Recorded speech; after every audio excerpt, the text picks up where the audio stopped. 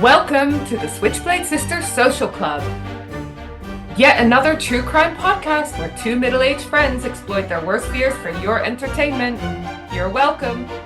For more information, find us on Instagram and Facebook or check out our website at www.switchbladesisterssocialclub.com. Audience discretion advised.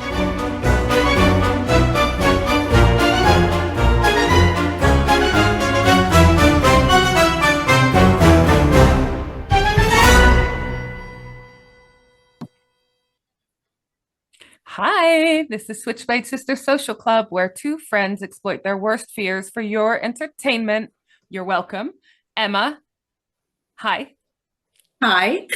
And we've got our honorary Switchblade sister back again. So exciting. We've got Louis Ferrante here because you've got your second book coming out in the trilogy, the Borgata Trilogy. And we're so honored to have you back to talk about it. How are you doing? I'm very good. Thank you, Deanna. Thanks for having me back. And hello to you and to Emma. And yeah, it's coming out this week. And I'm hoping that a lot of people read it. It's truest true crime you could imagine here from the United States, a very, very big criminal country that I live in, where everyone is corrupt, from the mafia to the top people in government and all the way back down. And I portray all of that. I lay it out in the book. And how connected the mob was to the government and how they killed John F. Kennedy, President Kennedy, Wow. with obviously other conspirators, co-conspirators, but it's all in there. Oh my God, that's so fascinating. And on an aside, our episode last week, speaking of corruption, allegedly, was on Donald Trump. So check that one out if you haven't heard it yet. So we obviously have had you on the podcast before, so please do go and check out that episode, listeners, if you haven't already. It was so fun. But you are a former heist expert and Gambino crime family mobster who spent 8.5 years in prison for heist and hijacking. You eventually appealed your conviction, got out, and now you are a best-selling author. You've written memoirs, Tough Guy, which is great, by the way. I read that soon after our interview. And last year you released the first in your trilogy, Borgata Rise of Empire. And as you said, last week in terms of podcasting time, Clash of Titans is coming out. So I'm really excited. I'm going to get that for my dad for his Christmas present and then read it. And I thought about you a lot because a couple of weeks ago I was in Sicily. Were you really? Yeah, it was amazing. Yeah, isn't it beautiful? It was stunning. Cefalù. Yeah. Okay, yeah. Like sort of the north. We say Cephalou, I guess, in the United States, but I think you're pronouncing it correctly. Well, I went with my dad, who's a massive Godfather fan. And so he had always wanted to go to Sicily. And he was telling me, I've always wanted to go. And I told him, Dad, you're 74. If you've always wanted to go, we should go sooner rather than later in the nicest possible way. But it was fantastic. The food, the people. Again, we talked about how, me and my dad are Arab, and it's a very similar culture. It's identical. So in Borgata 1, the first volume of Borgata, I laid out how all of the mafia's roots in Western Sicily was all of Arab origin. And, it all makes sense because my whole family's from different parts of Italy, my 4 grandparents. And my grandmother, who's Sicilian, looks more Arab than Italian, which is really funny. Yeah. She looks like right out of the Middle East, and she's Italian. She's Sicilian, born in Sicily. So I really, really established the Arab roots in Sicily, and I believe that's where the mafia came from. And I urge any listeners that are interested in that, because I break it all down of how exactly that came about in volume 1. But also, too, did you see White Lotus? I wanted to ask you. Yes, because Jennifer Coolidge is amazing, and it's incredible. And that series is fantastic. I don't want to give away any spoilers, but I'm sad about season 3 because of something that might. I didn't see it yet. 3. It's out. Well, I don't know if they're going to have one, but there's something that definitely won't be in season 3 without giving spoilers. Oh, Jennifer Coolidge dies in season 2, doesn't she? So she won't be in season 3. I know. So That was the worst part, watching her fall off the boat going, she won't be coming back. I know. I was like thinking, will they do a prequel or her evil twin or something? Like they can't not have her. Yeah, Yeah, yeah. that was amazing. That series. I mean, it's just stunning there, isn't it? But your first book was phenomenal because the history of how Sicily went from feudal system into sort of the mafia. Also kind of around about the same time they're forming the country of Italy, and Sicily's attitude towards that, how they didn't feel Italian at all, and then also just interspersed by your hilarious turns of phrases and so forth. It was just such a fantastic read. I loved it. Oh, thank you. That's great. Yeah, that's great. So what are the key events this next volume 2? What does it kind of cover? You mentioned. Yeah, so volume 2 is so I established all the roots and how they sort of like anchored themselves into every industry in America in volume 1, and how they sort of like embedded themselves, and what great businessmen they were, which goes back to my other book, Mob Rules, which was the international bestseller in 20 languages now, thank God. It's done really well, but that sort of like shows what good business people the mob is. And the second volume is the first time they really, really bump up against a wall. And that happens when John F. Kennedy gets elected president, and he appoints his brother, Robert F. Kennedy, Attorney General. And Bobby Kennedy, Robert Bobby, he goes after the mob with they've never seen anything like this before. And he wants to put them all away. He wants to destroy criminal activity in America, specifically the mob, and he's out to get them. And the mob felt like it was complete hypocrisy because they know that Joe Kennedy, the fortune was made in a lot of nefarious ways. The Kennedy patriarch, Bobby and John's father, was involved with mobsters in bootlegging era. He had a Hollywood studio, and he dealt with mobsters there for labor relations to keep things, labor problems at bay. And they just felt like, I know when I was on the street years ago, we had no issue if an FBI agent or a detective was looking to get us. That's their job. We're doing our job. You're doing yours. It's fair and square. You lock us up. You get us. We screw up. We make a mistake. That's life. We were taught to be polite to them when they handcuff us. But if the guy was a hypocrite and he was a really like a dirty cop or a dirty agent, then we hated the guy, because what are you locking us up for? You should be in jail, you bum. Like that's how we felt back then.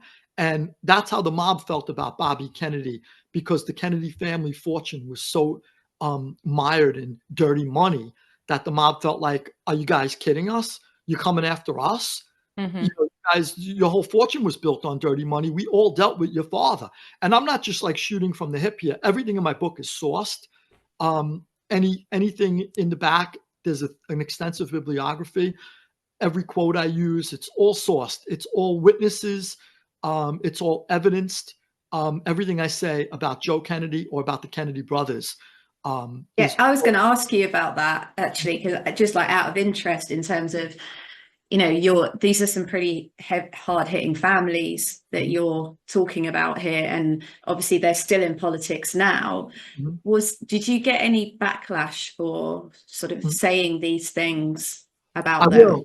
I will. It comes out this week, and it comes out in the United States next month. So I'm expecting a lot of backlash, because a lot of people love the Kennedys. And, I walked away with I was fond of John Kennedy. I thought he was a great person. I thought that I have issues with some of the things he did during his presidency, and other things he did I thought were great. So, I'm kind of like mixed on his administration, but as a person, I walked away with a love for John Kennedy, but I also walked away with a hatred for Bobby Kennedy. I thought Bobby Kennedy thought nothing of the law. He was the Attorney General, and he should have considered people's civil liberties, and he didn't when it came to mobsters. He took away their civil rights left and right. But at the same time, he was an advocate for the civil rights of African Americans, which was a great thing. So you kind of walk away, mixed, feelings about them, but specifically having to do with the mob stuff and what contributed to John F. Kennedy's death. I feel like the Kennedys made a lot of mistakes, and I'm hard on them in that regard. But if I would have been able to do a larger history about their entire administration, I had to keep it narrow, within the narrow bounds of their relationship. Maybe that could be the next series of books. Maybe, yeah. But I genuinely struggle to believe that people can get that rich and that influential without stepping on the law a bit and fucking people over. Right. That's right. Because they are next level. They're not just comfortable, are they? No. And it's just, I don't think you can do that legally or ethically. Yeah, I agree with you. I think, and if they don't look at themselves, the rich, if the rich took a closer look at themselves, they control the system. They don't have they don't create the system to look at them. Once in a while, somebody steps out of line and they go after that person and they take them down. But for the most part, they allow themselves to run wild. And what you just said is accurate. Machiavelli has a quote. Henri Balzac has a quote. I think Oscar Wilde has a quote where each of them said what you just said. Very, very few great fortunes have been made without some type of fraud or crime behind them. Very few. If just difficult, You'll be pleased to know that I've got a case lined up in a couple of weeks that might also put me in the firing line of the Kennedys, so we can enjoy that notoriety together. Can we give us a snapshot? I'll tell you after, because I like them to be surprises. So basically, we don't tell each other which cases we're covering until the actual episode, except for last week when we did Trump. But that was because we had a frank conversation about whether we thought it was appropriate or not. And we just wanted to, as women, as ethnics, as foreigners, et cetera, we thought it was a time to do that. So, As the same is valid around the whole, you don't get where you get without committing fraud and crime. I mean, Trump is the same. Well, I think all of them up there at the top, I don't think it's specific to Trump, but I think they all go after Trump because he's sort of different from them with regard to politics. His wife is an ethnic woman. I don't think Trump hates immigrants. Not to say I agree with what he wants to do with illegal immigrants. I have issues with just deporting people en masse who were invited to my country by the last administration. I don't think that's right. I think you should get rid of the criminals, get rid of the people who were, who come here and hurt people. I feel bad for families. I don't want to see them just shoved on a bus. I think that's very sad after they were invited here and they left behind everything. I think if you want to lock somebody up, then Joe Biden broke the law when he brought 20 million people in. But if you're not going to lock Joe Biden up, then don't take it out on the families. Oh, don't worry. We're not pro-Biden either. Yeah. No. Believe me, I'm anti-government across the board. All of them. I feel like I would love for someone to prove me wrong, but at the moment we have no inspiring leaders, do we? Like there have been some in the past, but it's politics is, I think, dirty business, and it doesn't attract the best people, and I think that's part of the problem. I mean, you never see like a really nice person who does things for people going, I want to run. You know what? I think it does attract some. Kind of like the police force, you do get people that go into it with really noble intentions of protecting and serving the population, but they are systems that you have to, again, step on people to get far. The nice ones, the well-intentioned ones, are not the ones that end up at the top, are they? So no, I don't even think they usually don't get elected, because you have to do like opposition research and counter assassination against the person you're running against. I mean, our political system in the UK, I think, is still a little bit less dirty and stuff than it is in the States. A little bit, I'm going to say. So I do come across work-wise a lot of lovely MPs. But if they have those morals and ethicals and principles and they choose to stand by them, their career does not go very far. Right. So that's the sad thing, isn't it? There's a couple of books that have been written in the States here about Congress, and across the board, both parties, Republican and Democrat, they point out how on both sides, a lot of people go to Congress and they maybe have $5,000-$6,000 in their bank account, maybe $8,000-$9,000, and they leave there, 4, 6, 8, 10 years later, worth $20-$30 million. And don't call yourself a public servant. Please don't do that to us. Please don't call yourself a public servant if you've made $20 million somehow in Washington, D.C. And, I mean, and this is both parties. Oh, I'm sure it runs deep. Yeah. So it's frustrating to see that. I mean, it's just it's a hotbed of corruption. I have ideas on how to change the whole system. People talk about it now and then, but they never follow through and do it, some of them. But I have more ideas, but it's never going to happen because, the wrong people are attracted to government. Government is basically collect all the taxpayers' money and figure out how to spend it where we want to spend it with friends, with donors, with people we owe. And that's basically government nowadays. And if you're Trump, while avoiding paying any tax yourself. Yeah, I mean, all of them, though. I know, yeah. I mean, I have the issue I have with the pointing out Trump all the time is that he's not alone. They make it, watch the media here in the United States. You would think that Trump's the only one and Trump's clearly said, I don't pay taxes. Plenty of times I haven't, but then fix the loopholes in your tax laws. I only use them to my advantage. And they won't fix them because they all want them. All the rich want those tax loopholes, so they won't fix them. Then Trump takes advantage of them and they go, he never paid taxes. So, I mean, it's like, to me, it's the system is corrupt. And he's the first one to say, yeah, it's corrupt. And I used it to my advantage. At least he was honest about that. But I feel like there's always a double standard here. They had the Trump files in Mar-a-Lago. Okay, that's not good. They're in also Biden's garage. Well, that's fine. That's what the media said. Yeah. Well, he didn't know. Oh, no, I agree. Well, he didn't know. He must have dropped them. Oh, he didn't know they were there. Hey, wait a second. One standard. Give us one standard. I agree. And when we recorded the Trump episode, it was on the day that it came out that Biden was pardoning his son. And we commented on that because Trump did that also with his mates and whatnot. But they all do. So that's a perfect example. They all do it. And every president did it. Bill Clinton pardoned his brother. Gerald Ford pardoned, I think, Nixon. They all pardon each other. And it's a corrupt system. So that gets back to what I was saying. When they try to divide us and say, are you on the left? Are you on the right? Are you on the left? Are you on the right? I feel like I'm nowhere because I lean both places depending on the issue.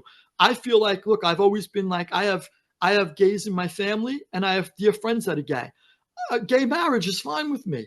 The right has been against gay marriage for a long time. I feel like that was dead wrong. Women, I feel like, should choose whatever they want to do. It's tough to raise a child for 30 or 40 years or the rest of your life. God forbid the child is sick and you're a mother until that you die or that child dies.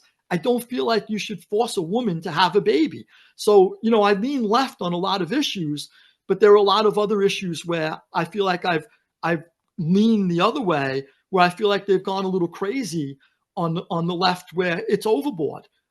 Where I have to have a pronoun. I'm he, him, hot. Yeah. Well, I'm Lou. What if you want to be whoever you want to be? I respect you and love you. I'll call you whatever you want to be. Yeah. But don't tell me I gotta play this game. I don't want to play it. I'm checking out. I'm not involved in that. This is why we always look to the States. What's going on in the States, because obviously we in the UK end up leaning that way or following very closely the issues that are happening in the States. So it's just, I think we said about 800 times in that episode about Trump, not just about him, but about the system and about the situation today and people's mentality today, whatever, that it's batshit. Yeah. Yeah. Yes. I mean, well, I think it's also too, like the founding fathers here did create like a good system with checks and balances. And the Constitution is really strong if you want to abide by it. However, I believe that who will police the police, right? That's a famous saying. Who said that? Pascal? I can't remember who said who will police the police, but it's a famous quote from hundreds of years ago. And it's said in French. That's the original. It comes out in French. It may have been Pascal. So that's big here. Who will police the police? Who tells Mitch McConnell, head of the Republicans, Nancy Pelosi, head of the Democrats, no, you can't be worth $600 million. No, you can't stay there for 50 years. No, that's really not fair. We don't really want somebody there for 50 years. And don't lie to us and say, well, the president can only stay for 8. Well, what's the difference if you could stay in Congress or the House of Representatives or the Senate for 50 or 60? Yep. Those are people running the show. Or you could be a bureaucrat and be there when you come there when you're 19 and you leave when you're 85. Or you could be I had judges that fell asleep because they're 95 years old. I mean, Oh my hello, God. get the guy off the bench. He's not allowed to drive anymore. What is he doing judging my case? He's going to give me life. How about this? My friend Frank was in front of a judge. He goes, Lou, every time I go to court, he falls asleep. He's passed out, he goes. And he goes, he wakes up just in time to deny every motion I put in. I go, you got to be kidding me. So I go, what? So the New York Times writes an article covering for him and saying, well, he's not really sleeping. He's just a brilliant guy who closes his eyes and takes it all in. Oh, give me a break. He's snoring. It's Emma's dog trying someone. He's snoring. Emma's Might as dog well is be. awake when she's snoring, though. Emma's dog genuinely is awake. Yeah, that's right. So actually, and Emma's dog is much better because the dog's awake. Yeah. The guy's sleeping. Yeah. She'd So probably do a better job, to be honest. Mabel, Yeah. she's awesome. We need major reform here. We need Yeah. major reform. You know, you can't sit on the bench till you're 102 years old. You know, you can't sit in Congress for 50, 60 years, accumulate hundreds of millions of dollars, and tell me you're a public servant. Please don't do that. Please don't do that. And it's both sides. Again, Mitch McConnell, Chuck Schumer, Nancy Pelosi, Lindsey Graham. It's the whole bunch of them, Republican and Democrat. I don't want to be torn apart and hate half of my country because the media tells me whether I turn on this channel or that channel, I need to hate half my country. I'm not doing it. I'm not falling for that. Get to the bottom of it. Yeah. The rich and the rich, let me tell you, the rich, they tried to divide us by race for the last like 10, 15 years in this country. I grew up in a time where we were taught, I dated black women, I dated Asian women, I dated Latino, I dated everything, and I brought them all home. I had no problem. They didn't have a problem with me. My parents didn't have a problem with them. Their parents didn't have a problem with me. I grew up in a better time than now when everything is divided by race. And I'm going, why'd they do this? Divide and conquer, isn't it? Divide and conquer. It's divide and conquer. And it's coming from the top. And because they don't want us to think about the real divisions, which are class and money. They don't want you to think about that. And I'm not a Marxist or a socialist either. Believe me, I'm a capitalist, if anything, but I'm a capitalist with boundaries. In a fair system, right? Exactly. You can't have bandits running around taking advantage of capitalism. Yeah. Teddy Roosevelt destroyed he broke up the oil monopolies, you know, over 100 years ago. He went in there and he said, this is not right. I'm busting it all up. You can't get anyone with the courage to do that to the tech companies today. Yeah. They talk about it. Please elect us. We'll do it. Every time they get elected, they forget about it. How about when they drag like 3 or 4 tech billionaires in front of Congress and they browbeat them for like 4 hours and they go home and nothing changes? Why? Yep. You think we're going to fall for that? You know, like people are fed up. And I'm not saying the tech people are evil either, but I feel like capitalism can go awry if there's too much monopolistic power in people's hands. You know, I have like a phone.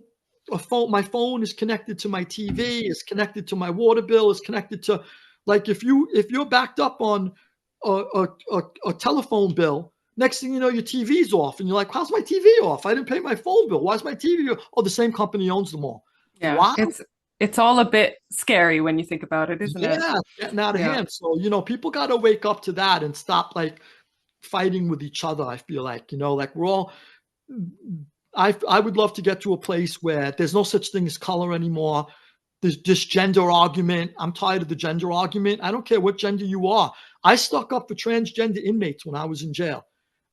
They're human beings. They're deserving of my backup if I see them having a problem, just as anybody else. And I always did it. But now everything is like, where do you stand? Can a man get in the ring with a woman? Can a woman race a man? Can a swimmer? This.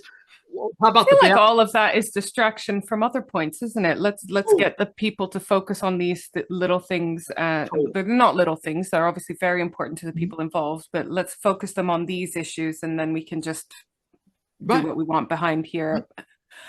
Speaking of television, you spoke about your TV. Listen to this for a segue. You said you were going to send me your rap song.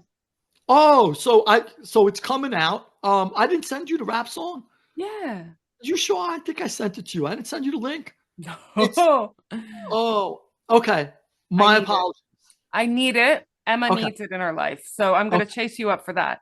Okay. Also, last time, I don't know if you remember, but you gave me a mob name, D the Dagger, which I literally sign off emails with that. So I'm going to need you to give Emma a mob name. Okay. All right. We'll do. All right. Okay. So you have a think. Whenever it comes to you, just shout it out because we will stop everything. I'm excited. I'm excited for this. I get a mob name. That's awesome. It is awesome. All right. So I think we should get started with the case. We've talked about a few things just in our general chit chat there that do actually come up in this case. I mean, I feel like we could talk for hours and hours. This is how I felt last time I interviewed Lou. I just wanted to this is why I'm keep on trying to get him to come to the UK and go for a drink with us so we could just sit in a pub for ages, listen to him fix the world in his amazing accent. Louis for president. Yes. Yes. Do you have any presidential aspirations, Lou? I do not. And that's a hard no. Yeah, I can never survive in that world. The mafia is nothing compared to politics. I mean, it's just that's the quote of the day. Quote of the day. It's the title of this episode. All right. So let me tell you, today I am presenting a case to you. Lou, I also just got back from Brazil because my family, most of them live in Natal in the north of Brazil. Wow. So this case, it was lovely. It was a family wedding. Are you watching Senna, the new Senna on Netflix? I'm gonna because great. Yeah. Emma is a massive Formula One fan and has got me into Formula One. So that's awesome. Yeah. So I mean, he's the pride and joy of Brazil. Yeah. He really is the most amazing driver ever. Oh, yeah. Incredible. All right. We're going to have a separate Formula One chat. But so today we're going to Brazil for this case.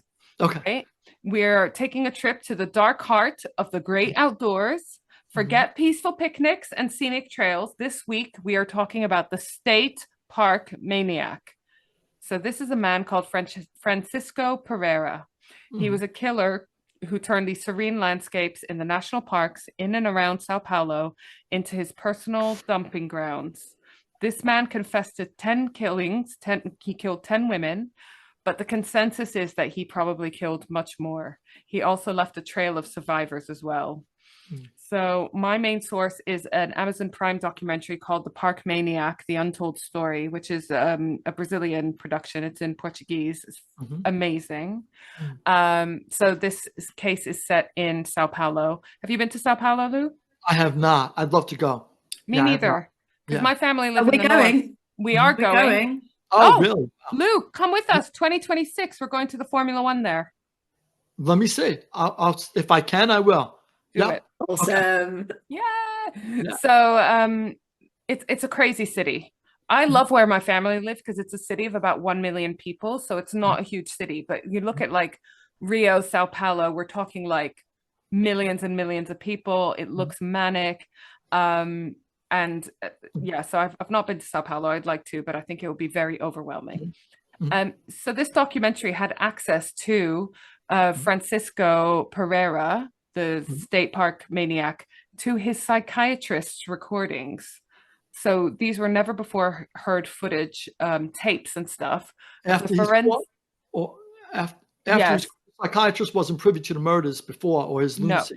No. Okay. So this was a forensic psychiatrist hired to sort of assess his, his ability to stand trial and his sanity and so forth. And then they released these tapes. So they are fascinating / terrifying, as you can imagine. The level of violence in his crimes was extreme. And so I'm going to skim over the details of the actual murders. I don't think I need to go into them, but they were next level. And that's next level for Sao Paulo, a very violent city. So apparently Pereira grew up always wanting to be famous, and he would tell people even if it meant featuring in the crime pages. So he didn't care how he got this notoriety.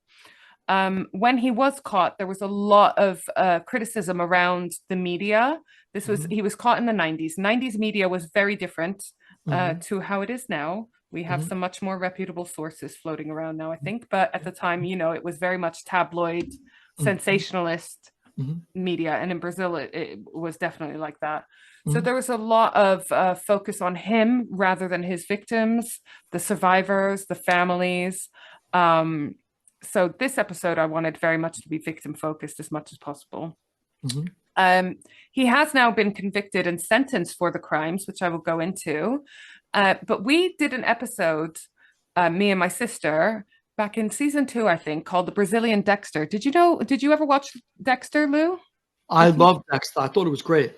Yeah. What an amazing concept and setup for a show. But that was based on a real guy, a Brazilian guy who was, involved in gangs and so forth, but had like this heart of gold and really just seemed to have this urge to kill, but wanted to make sure if he was going to do it, it was going to be like the worst bad guys. And we learned in that episode that Brazil has this policy that it actually doesn't want people to die in prison. So you can get a long sentence, but the idea is that the maximum, it used to be 20 and now it's 30 years, is the maximum sentence, because the idea is they don't want you to actually die in prison. So it's a little backwards. So the guy who ran through the forest murdering all those people will get out one day if he lives long enough? Yeah. He will get out in 2028, actually. I think that's crazy. I think that, see, that's where, like, remember I was telling you, like, I'm like culturally, socially, I lean left on issues, a lot of the issues, but I've leaned away from the left over recent times because I think it's gotten crazy. That to me is like when over here, when they go, we have to let out all the criminals. Look, I was a criminal. I was in jail with people who should never get out. And I think that's lunacy. I feel like I don't even think that's a left and a right issue, because I'm so left, I'm falling off the side, and I'm with you. There are some people that just should never get out. Yeah. And where rehabilitation is possible, great. I would love that for them and for us. You know it. But in the States, it's become a political issue though, because they have these like left-leaning prosecutors who won't lock up murderers. They give them bail. It's not a felony if it's less than $1,000. You could rob a store. Plenty of stores have gone out of business, and now there's a backlash against that. And the right usually in my country is lock up people and throw away the key. That's like that's the right. They don't want to hear that you might have had a mental issue when you were young. They don't want to hear that. There should be a guideline range that maybe is, the guidelines are a little ridiculous. So the right is completely loony on that issue. The left is completely loony the other way. We need someone in the middle here in the United States, and I wish it was me, to really. I wish it was you. Oh, I wish it was. I so wish it was, because I have so many ideas on how to revamp the system and make it better for people, where the people who don't deserve to be there forever could get out. And, there are a lot of people in jail who just deserve community service. There are a lot of mentally ill people in jail. There's a judge where I live who's really, really a big advocate of checking on people's mental, acuity before they are sent to a prison. You know how many lunatics I was away with, where I'm like, what are you doing in jail? Buddy, you need some help. This is not where you belong with, this crazy violent atmosphere, and people are taken advantage of. So, but anyway, I digress. No, well, this is exactly the issue. So even though this man got eventually convicted of and sentenced to 268 years, the maximum sentence would be 30 years, which means he's coming out in 2028. So we'll discuss that more. Yeah, that's crazy. And when I go through the crimes, and this is a man who himself says, I'm a model citizen in prison because I don't have the opportunity to commit the crimes I want to commit. I think it'll take weeks for me to go back to it once I get out of prison. That's him saying it himself. Yeah, it's in him. That's in his system. He wants to do it. He likes it. Yeah. He's got to go back to it. He can't help himself. I have, by the way, so in our jails too, this isn't a political issue. This is just the way the jails are structured. I lived in a penitentiary where there were murders, inmates killing other inmates. Even guards have been killed. And it's crazy. It's like really, really gladiatorial school. It's like the Colosseum in Rome. And you have to worry about your life every single day of the week because you could get killed. So I have to live in that prison like that because I hijack trucks. But if you rape women or you rape children, then you get put in a protective custody unit, and because they know that the inmates will hurt you. So they put you in a protective custody unit. So me, I have an issue with that because I'm like, okay, so I hijack trucks. I have to worry about my life every day, about getting my throat cut on the chow line, about walking the tier block, because it could happen and it does happen. But if I raped 100 women and I raped threw in 50 children, then I go to a nice protective luxurious unit. Oh, wow. So I think it's totally absurd in my country. And if you put rapists who rape like women or children into population with us, and you let us sort out the problems that we have with different people, I think that would cut rape down in half overnight because they know they're coming with us. You know, I had a co-defendant when anytime somebody accidentally landed in our unit when we were in a holdover for 36 months, anytime, because it was a holdover, there's a lot of traffic going in and out of pretrial people. And anytime a rapist landed in there, he either beat him to a pulp with a chair. He stabbed another one. I write about it in my memoir. And, he just could not sleep knowing there was a rapist or a child rapist or a woman rapist in the unit with us. He couldn't sleep. So I'm not saying I'm an advocate of violence. I'm just saying that it's unfair. That would be a deterrent. And it would be a major deterrent, and it's unfair to protect them and not me. Yeah. Why? So in other words, before I go to jail for hijacking, I should get in a quick rape so I could be protected and put in a luxurious condo of a unit. I mean, are you kidding me? No, we covered a lot of this. Again, it's a little bit different, but there's a lot of similarities in the UK. We did an episode on Broadmoor Prison, which is the prison for the criminally insane, and what it means to get in there versus a normal prison, let's say. And there's some very odd rules that seem to protect the people that I feel less inclined need our protection. But anyways, do the worst stuff. So, so we're in Sao Paulo. Sao Paulo in the 80s and 90s was getting overwhelmed with new arrivals. It's a hub, it's a massive city. You have a lot of poverty in Brazil, so you have a lot of people coming to Sao Paulo for more opportunities and so forth. And then they get there and it's not as shiny and full of opportunities as it seemed on TV or, how they thought it was going to be. As a result, in the 90s, there was a massive violence epidemic in Sao Paulo and the rest of Brazil. In Sao Paulo alone, there were 15 homicides a day. Terrifying for one city. Police would literally go from one crime scene to another, like one murder to another. We have Luis Carlos Pereira, who was interviewed in the documentary. He's actually the State Park Maniac's brother. And he gave a bit of insight into the background. Like so many of our cases, the perpetrator starts off as the victim. Don't deny that they have a lot of difficulties in their upbringing. So him and his brother there was only 1 year difference. So they grew up very close.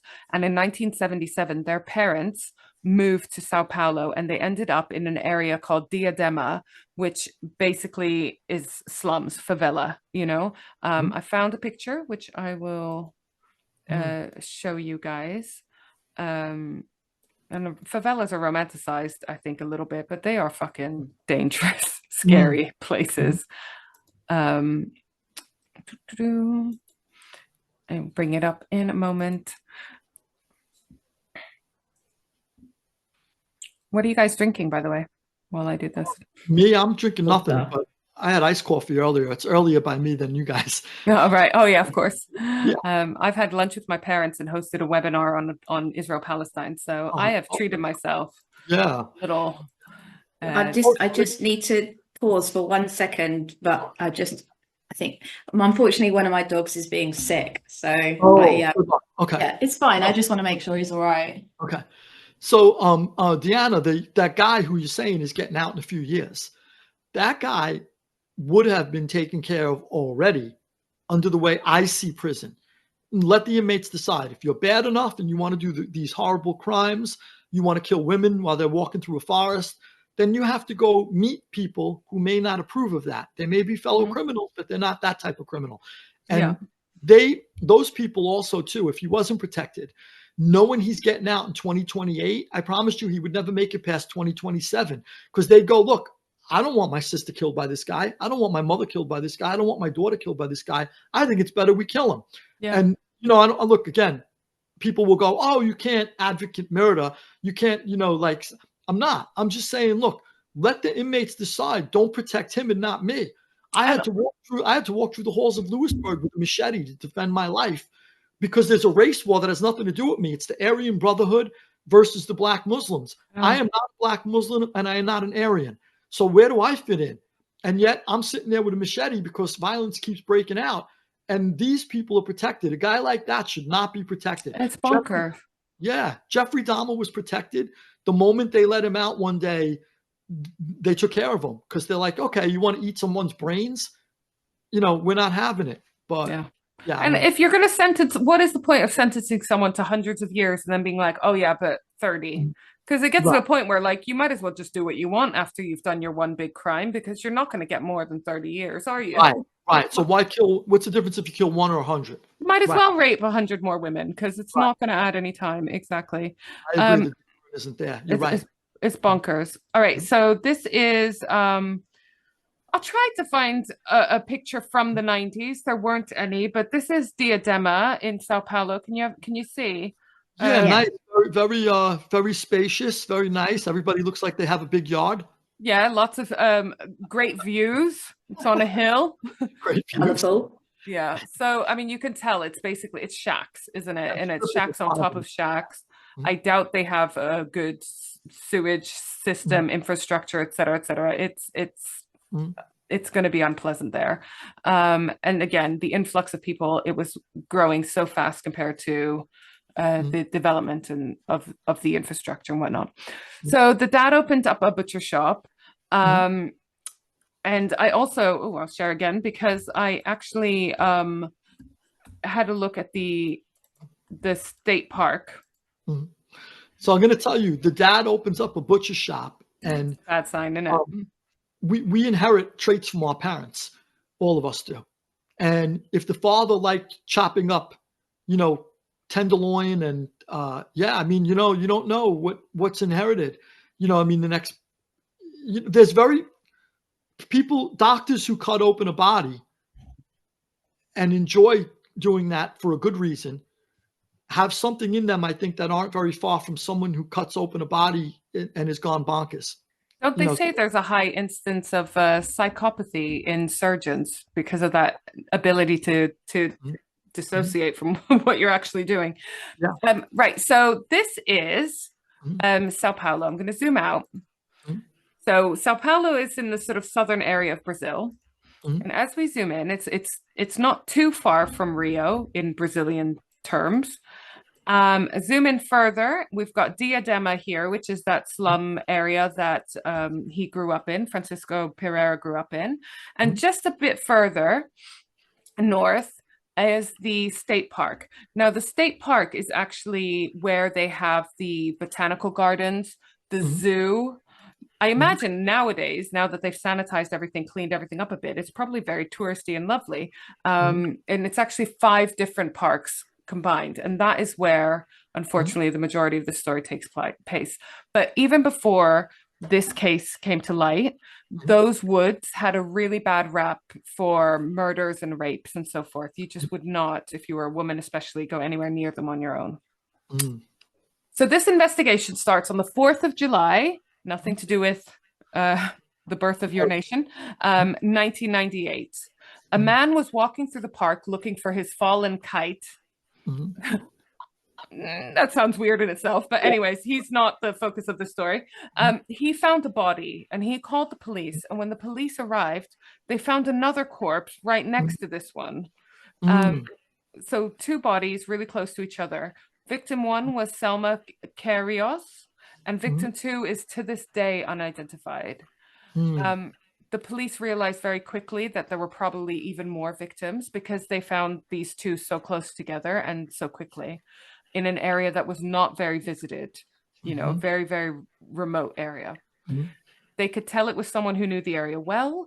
And it also was very different and unusual to the murders that they were used to seeing in Sao Paulo. They interviewed someone called Licia Lopez dos Santos. I'm going to try so hard with the names, but I will pronounce them incorrectly. Sounded right. Okay, so apologies to any Brazilian Portuguese people. This lady was also from Diadema. She had lots of different jobs. She was a DJ, a babysitter, and so forth, like very informal economy at the time. And in February 1997, so a year and a half before the investigation started, a man turned up at her university and made her and other people feel very uncomfortable. And when she was waiting for the trolley bus, he approached her with a gun. Now, in Brazil, apparently, if you get, especially at the time, if you got approached by someone with a gun, you were probably stood a better chance of survival than if you got approached by someone with a knife, because bullets were expensive and hard to come by.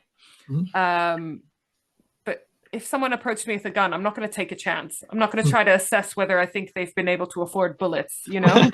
It only takes one. Do you know what I mean? Maybe they found one. I don't know. But she was clever and quick on her feet. She pretended she was meeting someone. She greeted a woman also waiting for the bus, pretending it was the person she was waiting to meet, and indicated to this woman that this strange man was bothering her. And she somehow managed to shake him and get on the bus. But the next day he came back for her. He pulled her onto his motorcycle. He drove away and brought her to the nearby park. Witnesses saw this and didn't grab him? Like, I don't know if there were witnesses. We're going to go into like police responses to these cases and so forth. As you can imagine, they weren't very supportive or taking it very seriously. So I imagine even if there were witnesses, they might not have been canvassed, interviewed, taken seriously. So as soon as they get to the park, this man starts biting her, punching her, kicking her, but she managed to run away and escape. She went straight to the police, but it took a few days to even get her report taken down because the officer was watching the football. Great. Football in Brazil. It's huge in Brazil. It's like next level huge in Brazil. The country shuts down. But you know, you're on duty and a woman's just been attacked. You know what I mean? Do you want to do your job? Do you want to do your job? Yeah, I know. So, but also he filed it as a robbery rather than an attempted rape, which is obviously an entirely different crime with different motivations. Wrong box, accidentally touched it, wrong box. You know, what are you going to do? Well, right.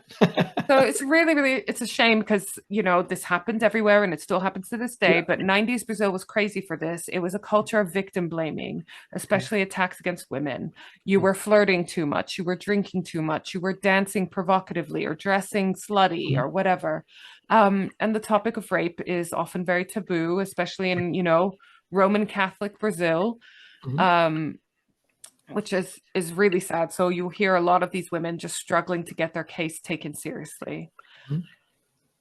We also had in this documentary interviews with Jorge Santana, Pereira's last boss. He had started a motorcycle delivery company in Sao Paulo. And this is apparently like a crazy job to have. You know, it's like had a super high death rate, a really, really strong subculture, which involved a lot of drug taking, amphetamines to be able to deliver for more hours and so forth. So a mad world. And Francisco Pereira was working in this industry. And apparently he was really, really good at it.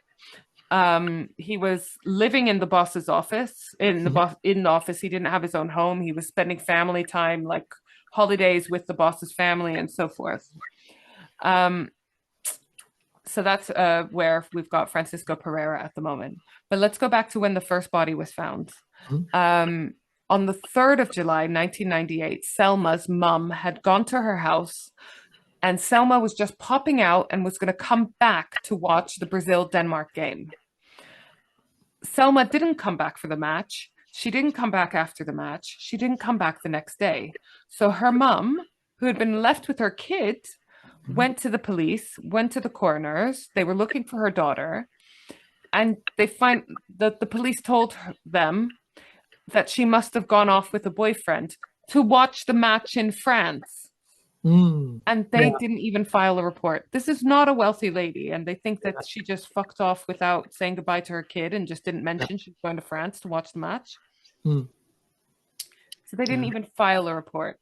The dad said, and this broke my heart, we don't have the worth of an ant to these people. Yeah. Yeah. That's true. I believe that. Yeah. You know, we hear it so many times. If you're of, yeah. Selma's friend had a friend in the police, and she got some advice from that friend, who told her, contact Selma's pager. I've put in here in my notes, explain what a pager is to the young folk. Oh yeah, they don't know. That's like saying, forget it. That's like from the 1800s to them. Yeah, it's like a fax machine. Yeah, exactly. What's a fax machine? So for those of you who don't know how a pager worked, I never even had one. No, I didn't. But I'm older than both of you. I had them. So basically, you would call up a number, and it would be the equivalent of a text message today, but you'd have to call up and dictate your text message to be sent to this little pager that your friend would have, and it would be like, call me, or a little bit of important news. Anyway, Selma had a pager. Her friend contacted the pager, and she got a phone call back. Oh, we've lost Emma. Oh, where'd you go, Emma? Where'd you go, Emma? She's back. I'm here. Sorry. I told you to never leave me. I'm so sorry. One of my dogs is really annoying me. Come on, out. Deanna, I forgot to ask you, how's your dog? She's good. She's over there sleeping. Oh, good. Okay. Do you know that Lou, me and Emma have our drinks order tattooed on us? Get out. Really? With our friend Helen. I don't know if I can. Yeah. Oh, God, it's going to be awkward. But basically, too much. Move your hair. Yeah. Some pictures. This is two spiced rum and cokes and a Prosecco. That's great. That's hilarious. Emma's the Prosecco. What can I say? You two aren't too wild. She got it too. She got it on her leg, and our tattooist was like, "How are you going to get that? How are you going to get your tattoo on your leg out at the bar?" And we were like, "Because it's like easy. It's literally on my. It's on my hip. It's on my hip. So it's just like, oh, don't you worry, I'll be all right at that." I just need to wait for Mabel to come back in. Sorry, she was just annoying me, needing the toilet. I'm not usually this unprofessional, Lou. Sorry. Oh no, dogs are important. Cats, dogs, parrots, whatever they come first. No, sorry, it's just barking at me now. You know I have a snake as well, Lou. Do you really? I mean, they're cool. You got to be into them. I knew a few people who have them. I knew one guy who had a room with drawers, and the snakes were all in the drawers, like these. Oh, no. Yeah, it's like an air-conditioned type, an air-regulated room. I mean, that's like, to me, that's creepy, because if they ever all got loose, you're gone. They were all like man-eating snakes. Do you think one's gonna get out and then free the other ones, and then they're gonna take over? I mean, you just wouldn't sleep at night. You would not sleep. Yeah, they could get under the door. It's like, wow. Yeah. No, it's like snakes on a plane, but in your house. Snakes in your house. Right. Sorry about that. That's all right. I'm going to go back to Selma, Selma's mate contacted Selma on her pager, but she didn't get a call back from Selma. She got a call back from a creepy man saying, "I have Selma, give me money and I'll release her." And he was asking her for her bank passwords and PIN number and this, that, and the other. He said he would call at 11 p.m. But that was the day that the bodies were found. So I think that this guy got a bit distracted because he never called back. 6th of July, 2 days after she was found, Selma was identified. But then 2 more bodies were found. So we've got 4 people now. One of them was Rosa Alves Neta, and another unidentified woman. All the bodies were found semi-nude with bite marks, kick marks, like they were brutally attacked and they were constrained. All of them, by the way, were in their early 20s, and one was as young as 15. So it's just horrendous. But we now have officially a serial killer on our hands, and now everyone's paying a little bit more attention. Not as much attention as if it was, a white middle class women that were being attacked, but still they can't ignore it like they were before. 7th of July, so 3 days after the first bodies were found, 1998, Pereira gets in a fight with another delivery man, and people realize in this fight that he would kill. Like, he got so worked up in this fight that he was vicious. This fight was over a pager chain. Oh So my I'm God. assuming just a little chain on a pager. Yeah. But this brought Pereira to the attention of the police because the police got involved in this fight, and so he's now back on their radar. We have the issue with the parks. The state park is, I told you, it's 5 different parks actually, and it's covered by 3 different police stations. So 3 different jurisdictions at least, 3 different bodies. Yeah. The lack of communication, the cases come under different police stations, miscommunication, total negligence because they just didn't give a shit about these women. So this plagues the whole investigation, the whole case, everything throughout. But they did start looking at some of the past cases, and they found also, while they were doing their searches, they found 3 more bodies: Raquel Mota, Michelle Martins, and another body. This brings but unfortunately these other bodies, sorry, 2 more bodies, these other bodies came under a different jurisdiction. Now, because he said he did them all, is it etched in stone that he really did? It could have been another killer or other killers running around in these weeds, or Yeah, these... he confessed to them once he was caught. He confessed to all of them. It seems pretty clear that they were all committed by the same person. There's more than a bunch of other murders there that were definitely committed by other people, but these ones that he confessed to, they're definitely committed by the same person. There's definitely enough evidence that it was him. Yeah. But there's also the belief that he was responsible for a lot more murders that haven't, either the bodies haven't been found or they haven't been linked to him. Raquel, one of the recent bodies found, Raquel Mota, her cousin, called the police with some information that actually helped with the case. She said that Raquel, before she disappeared, called her and said, called her from a payphone and said, "Ooh, someone's approached me. A guy wants to take pictures of me for Avon." She was really excited. And so they worked out that for some of these women, this was the ruse he was using. Okay. I can make you a model, blah, blah, blah. With have they linked? Sorry, have they linked the one that got away to this yet, or not yet? Or not yet, but they do eventually. Raquel's death. Listen to this. This is one of the problems, that one of the obstacles to the investigation. Raquel's death was ruled as natural, even though she was found in the woods, half naked, with her face buried, and a bunch of other dead women around her in similar conditions. What is going on with these cops? Seriously. Yeah, so that stalled the investigation into her death for 6 months, because obviously if it's a natural death, there's nothing to investigate, is there? Just bonkers. Someone just couldn't be bothered doing their job there, right? Yeah. That was he connected in any way to the police? Because police usually, when there's a cop involved, no, they suddenly they put the papers in the wrong place. They can't find, like cops. I don't think so. I think it was just that these were women from the slums who had no power, no influence or whatever. They were overwhelmed with rapes and murders and attacks. Yeah. So they just didn't put the effort in, I think.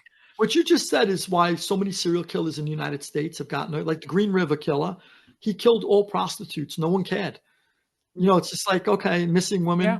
A lot of these people, Jeffrey Dahmer did the same thing. It was all people on the fringes, the bottom of society. Yeah, no one really looks too deep. I had a detective. Yeah, no, go ahead, Diana. I was just going to say they're more accessible in terms of finding victims, and they're also less cared about by society. So you're going to have an easier ride. Yeah. Sorry. Tell me about this detective. No, the Long Island serial killer is a recent example. Yeah. Long Island serial killer was killing all these poor women who were posting themselves on Craigslist.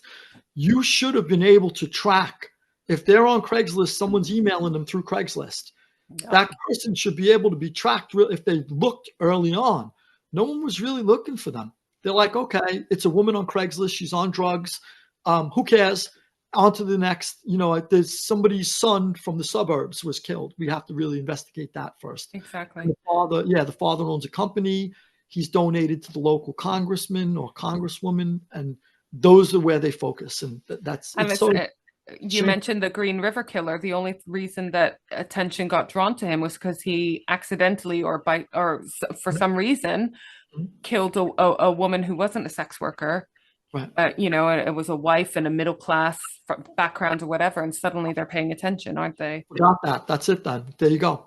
Yeah. It's horrible. It's horrible. Yeah. So on the 10th of July, 1998, a bunch of brave survivors come forth and they say, like, this looks very similar to what I experienced, but managed to get away. Many said that they were ignored at the time of reporting their crimes. Many of them had the same Avon story. So they're starting to link together not just the murders, but also a bunch of attacks on women who luckily managed to escape. So they're taking it seriously. They're collating these cases. And one survivor, a lady called Sandra, she was an absolute legend. She got brought into the woods. The minute he brought her into the woods, he turned. That was a common thing, that he was all sweetness and light. And as soon as you got into the state park, kicking, punching, and so forth. Like Ted Bundy. Ted Bundy was like that. They look, you know, he was so charming, and the women just had no idea he was so nice. And then he turns. Yeah. Turns. She told him, if you're going to rape me, you better have a condom because I have HIV. I was very nice of her. Yeah. It wasn't true. Right. It was just her way of raper. Right. Yeah. What? Like that's so clever. So clever. So he tied her up to a tree and left, either to get a condom or to just leave her. But she managed to escape then. So she managed to get away. I mean, he had brutally attacked her at this point, but she had managed to avoid a rape and she managed to escape with her life. So more and more people, more and more women are coming forth saying, I experienced an attack like this and so forth. And they managed to create an e-fit. And from this e-fit, from this sketch of the perpetrator, his own brother recognized him. Wow. And came forth. Yeah. Thank God he did. A member of the family. Sometimes they don't. Sometimes they don't, but I think that some crimes are so horrendous that like the Unabomber. The Unabomber, the brother and I think the sister-in-law. They said, "Look, that's his handwriting. It's him." Yeah. So this is him.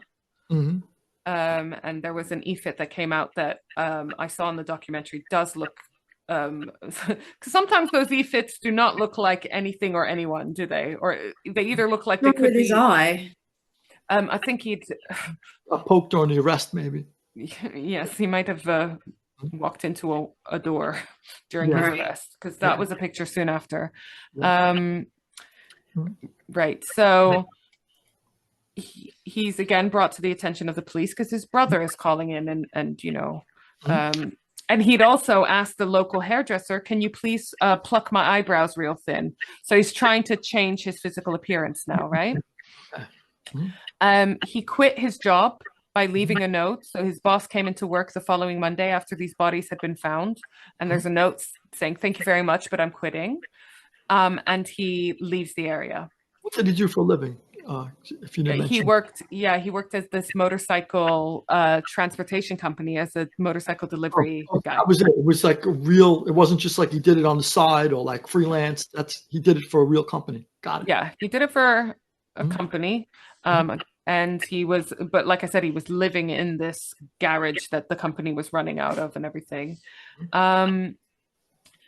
So by now the police are finally piecing together the cases. They know that it's the same person committing all these crimes, but they are still trying to find him and build a case against him. But then one of the survivors comes forth and they actually have a business card that he had given her in case she wanted these photos that he was going to take for Avon. On the back of the card is the name of the motorcycle transportation company and his phone number. They had it all. Yeah, it's scary. It's scary how many times they could have caught this guy. And I didn't even want to work out how many lives they could have saved if they got their shit together sooner. Wow. The 14th of July. So again, we're 10 days after the first body is found. Colleagues informed the police that this guy who looks like the E-Fit is someone they work with, and that he quit in suspicious circumstances and just left. And the staff, when they got interviewed a bit more about the police, the staff asked the police, "Oh, is this about Isadora?" And the police were like, "Who is Isadora?" So I'm going to tell you who Isadora is. Isadora Frankel was a 19-year-old who went missing in 1998, February 1998. So about a couple of months before the bodies were found. She's the only one that I would call like a middle-class victim, right? Which again, totally affected how much media attention she got when she went missing, how much attention the police paid, how much respect people had when dealing with the families and so forth. So sad. The father filed a missing persons report. For a start, he was allowed to file a report because some of those survivors weren't even taken seriously when they went to the police. And it was a massive case at the time. And about that time, Pereira had bought himself a new helmet and a new jacket, which were well outside of his budget. Like, it drew attention to him. A couple of days after she goes missing, Francisco Pereira, deposits a check in Isadora's name with a signature that does not match hers. So he basically tries to cash in a check of hers. He's written his own name and number on the back of the check. So he did everything but walk into the precinct and say, hey, by the way, I've been murdering people in the woods. And if you have any, I'll be at the motorcycle shop. He did walk into the precinct several times, which I'll get onto. So basically, the dad almost instantly has this guy, his name and his number. At the very least, he knows this guy has got my missing daughter's details, her checkbook, whatever. So back in February, he goes to the police and he says, do you want to check this guy out?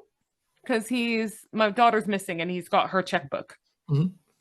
In front of Isadora's dad, they call Pereira and they say, hey man, we're going to give you 3 days to come into the police station to just answer some questions, but it's the weekend, so why don't you just come in on Monday? Despicable. Who did he kill over the weekend? Well, he killed several people in between the February and the time when he got caught. So he does come in. He clearly thinks, well, fuck it, I can't not go in to answer these questions. He claims that he's Isadora's boyfriend. No one says that Isadora has a boyfriend. None of her friends, family, whatever. Very unlikely. And this is sadly misreported time and time again. So the press are talking about how her boyfriend was, which is just horrendous when you think that he was actually her murderer, her random murderer. So he claims that they were going out. And that's why he had her checkbook, but he doesn't know where she is either. He actually went in for interviews 3 different times, and each time he was released. The police put him down as her boyfriend, even though they have absolutely no evidence or anyone else corroborating this apart from him. I got to tell you, like 80% of the cold cases are just like this, where the police totally dropped the ball. And you look back and you're like, they had the guy, or the guy they didn't check his alibi or something. Yeah, and they managed to solve these cases decades later by just doing a little simple check. Check. Exactly. Oh, let's go over. Oh, and then the girlfriend will go like, oh, he was never at my house. He told you he was at my house. Oh, the detectives didn't check. They took his word for it. What? It's like, what? You got to be kidding me. This guy, at the very least, he's doing check fraud. So he's okay with doing the lying. Right. You know what I mean? Start with that, right? Lock him up. At least you could then grab him and put him in the interrogation room and see if you could crack him on something else. Because this woman is still missing, the one whose checks he's using. Yeah. So on the 14th of July of the year of the investigations, the police finally connect Pereira, who is being tracked down for these murders, with the Pereira who is linked to Isadora's case. And now these cases are linked. The police always refer to Isadora as his girlfriend because that's what he said, but him and only him. And it's only because of this check fraud and Isadora's dad's persistence that he stayed in the spotlight. And that is what led to ultimately his arrest, not just for Isadora's case, but the others as well. It's just bonkers, isn't it? At this point, four more survivors come forth and identify him, including people that he knew from he was in a skate crew and all sorts. one of them it tells a really sad story where they were a group of skaters. They called themselves the Night Rollers. In 1992, she accused him of trying to assault her in the park. The other skaters in her crew didn't believe her, because he was kind of a big deal on campus in this group. And so because she couldn't even get her friends to believe her, she didn't want to go to the police. And she actually like dropped out of the group, and they hadn't really seen her since then, which is horrible. So he'd been arrested previously, by the way, for attacking women. So this guy had all of the signs, you know. Back at the office, he skipped out of town, but back at the office, his former colleagues realized the toilet's not flushing, and they end up having to dismantle the whole thing. And what did they find in it? Why is it not flushing? No, we're not at Dennis Neal singing, but there was ID. He'd flushed IDs of the women whose bodies had been found. So he's now directly connected now, right? So he's been on the run for 2 weeks. We've got 2 more bodies found, Patricia Marino and Elisangela de Silva. Apparently he's left Brazil and he's in Paraguay and then Argentina, hitchhiking, just trying to avoid the law. But someone reported him. Someone he had been hitchhiking with reported him because they saw something on the news. And so he was arrested finally near Porto Alegre, which is in the further south of Brazil. At this point, he's denying killing or attacking anyone. He's brought back to Sao Paulo on the 5th of August. So this is about a month after the first bodies were found. So this is happening quite quickly in the grand scheme of things. Unfortunately, now he's had a platform. He was allowed to speak at press conferences and all sorts. And the survivors and the families of the victims felt like he was very much being treated like a celebrity and acting like a celebrity. And he's finally got that kind of notoriety and that fame that he always wanted. So I can't imagine how sickening that must be, right? Sadly, there was a bunch of evidence, for example, semen found on some of the bodies that were mishandled and therefore not allowed into evidence. It's not a surprise when you think about how lax the police officers were at even filing reports. This is a fucking joke. Like, all of this is a fucking joke. It's so sad, isn't it? It's almost like police were formed to protect these people. Right? Yeah. I mean, they couldn't have done a worse job if they were out to protect him. Exactly. If they were hired to be on his team, they're like defense attorneys. That's right. But they do. I don't know whether it's just that they're kicked into action now that they've got the guy or whatever, but they did something that I thought was quite entertaining and quite clever. Because he was a biter. Remember, a lot of his victims and the survivors had bite marks on them. They had dental prints of these bite marks. I know that dental prints, there's a lot of controversy around it now in terms of a form of evidence, but at the time it was something that was seen as good, legitimate evidence to have in a court case. Pereira agreed to do dental prints because he thought he was getting his tooth fixed. Oh, how stupid. Like, oh, you've just literally this week been arrested for murder, but our main priority is getting that tooth fixed. Well, he wanted his eyebrows plucked. So he Do you know what I mean? Worried about his appearances, right? So he probably figured he's very vain, he's narcissistic. Fix my eyebrows. I want them for the camera. Fix my teeth. All these press conferences. Yeah, definitely. I mean, it looks like, right? I mean, it seems he's got a little narcissism in him. Oh, for sure. And I've put in my notes here, idiot. Yeah, an imbecile too. Yeah. So I mean, people don't do these things. Yeah.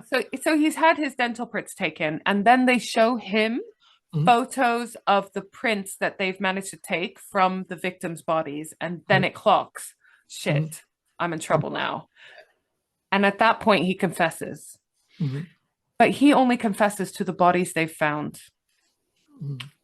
But he does also, I will say, he also confesses to Isadora Frankel. And he actually, which was devastating because at that point they hadn't found her body. And so there was still the hope, I'm sure, that she might be alive. But he confesses to having killed her, and they take him to the park and he actually shows them where her body is. he confesses to the other murders of the bodies that they had found already. He does all of this so calmly, showing no guilt whatsoever. On the 8th of August 1998, like I said, he locates Isadora's body, and that charge is also added to his list of crimes. And there was evidence that he'd actually gone back several times to the body to bury the body, and God knows what else. He confessed to 9 murders, which was the number of bodies that they had found. But again, there could be a whole lot more. He would never confess to the women that he attacked. Again, you said narcissist. I don't think he wanted to admit that he had, in those cases, because they survived, he had failed, in quotation marks, his mission. Sure. Makes sense. So he doesn't want to admit his failures. We have more and more survivors identifying him now that they've got him in custody. So they're actually managing to identify his body. And then he confesses to killing a 10th woman that they don't know about.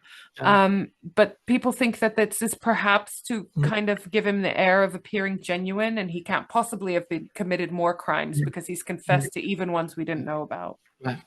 Yeah. Brazilian men, by the way, are very tough. I would imagine Brazilian prisoners are extremely tough. I can't imagine they wouldn't have killed him if they could have. So he must be in protective custody this whole time. Yeah. Well, there was a little riot situation where they tried. He survived, but it was clearly a situation where that protection was breached in some capacity, and for a little while people thought that people died in that riot, and people thought that he was one of the victims. And I don't think anyone would have cried about it. No. So he was saying, it makes me sick. He was saying that these women were all lying and that they were trying to seek their 15 minutes of fame. And I can't honestly think that anyone would want their 15 minutes of fame to be talking about being raped in 1990s religious Brazil. That doesn't seem like a very... So they accused the victims of that? He was, this is Francisco Pereira, the murderer. Okay, him. Okay. Of course, at this point, he's claiming that the women that he attacked... That got away. Yeah, he's confessed to the murders, but the survivors, he's saying they're all lying. Right. Yeah. The victims were also persecuted in the press. Even after he confessed to the murders, they were, like I said, they were very much victim blaming. One of them, Sandra, the legend, actually went on TV where people were saying, how could you be so stupid to believe this guy talking about taking pictures and this, that, and the other? And then the audience are all clapping in support of this comment. It's just, that's horrible. The parents of the survivors and the victims were being criticized for not preparing their children well enough and for raising naive children and stuff. What a bizarre society. That's absolutely bizarre. That's like backwards. Yeah, it's so sad. They were saying things like, Francisco Pereira was so strong that it wouldn't be possible to escape him. So these survivors must be lying, because if he genuinely attacked them, he would have definitely killed them. I can't believe people would be that stupid to say that or even think it. It's horrible. So it doesn't even matter, because if they have this whole, you can only be sentenced to 30 years, they've got nothing to gain, nothing to lose from, that shit. To put it in perspective, at this time, we talked about how many murders a day were happening in Sao Paulo. There were 32 rapes per day in Sao Paulo in 1998, and those are reported rapes.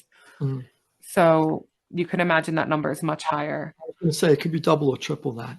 So I don't know whether people are just so desensitized to it. What an awful thing to be desensitized.